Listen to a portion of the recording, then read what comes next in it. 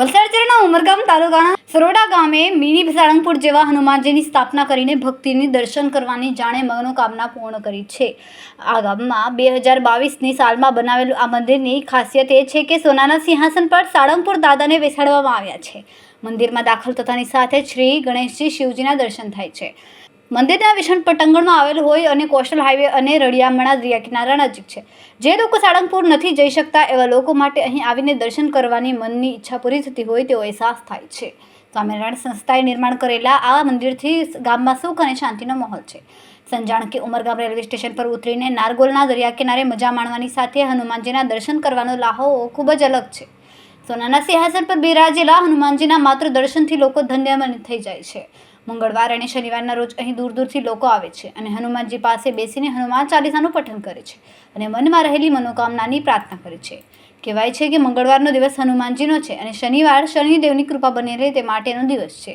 ત્યારે રામ ભક્ત હનુમાનજીના દર્શન કર્યા બાદ ભક્તો પણ આનંદની લાગણી અનુભવે છે। તો જય સ્વામિનારાયણ। ઉમરગામ તાલુકાનું આ સરોંડા ગામ છે।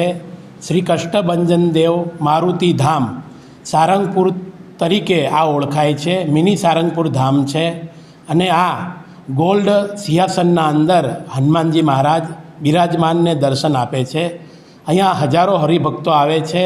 આદિ વ્યાધિ ઉપાધિ કળિયુગના અંદર કષ્ટભંજન દેવ એવા દેવ છે જે બધાના મનોરથ પૂર્ણ કરે છે અને દેશ દેશાંતરથી આજુબાજુ ગામડાઓમાંથી હરિભક્તો આવે છે અને જે ગરીબ હરિભક્તો છે જે સારંગપુર સુધી જઈ શકતા નથી એટલે આ સારંગપુરના દર્શન આ મિની સારંગપુરના દર્શન કરે એવી જ દાદાની અનુભૂતિ થાય છે અને બધાય ભક્તોના મનોરથ પૂર્ણ થાય છે અને બધાય ભક્તો સુખિયા થાય અને બધાય સુખીથી રહે એના માટે આ સારંગપુર ધામ બનાવવામાં આવ્યું છે અને બધાય ભક્તોના મનોરથ પૂર્ણ થાય એવી દાદાના ચરણોમાં પ્રાર્થના કરીને મારી વાણીને વિરમું હરિકૃષ્ણ। જય શ્રી રામ, જય હનુમાન।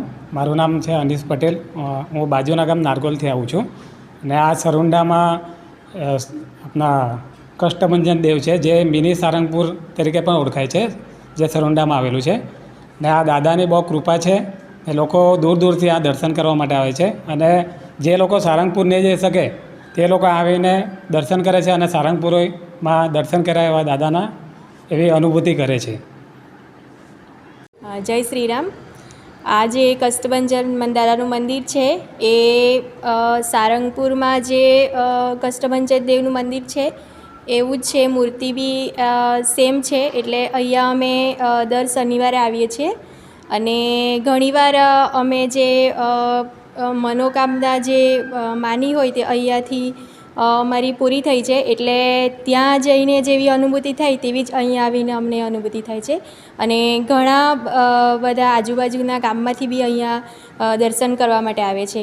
અમે પણ જ્યારથી આ મંદિર અહીંયા બન્યું ત્યારથી દર શનિવારે દર્શન કરવા માટે આવીએ છીએ।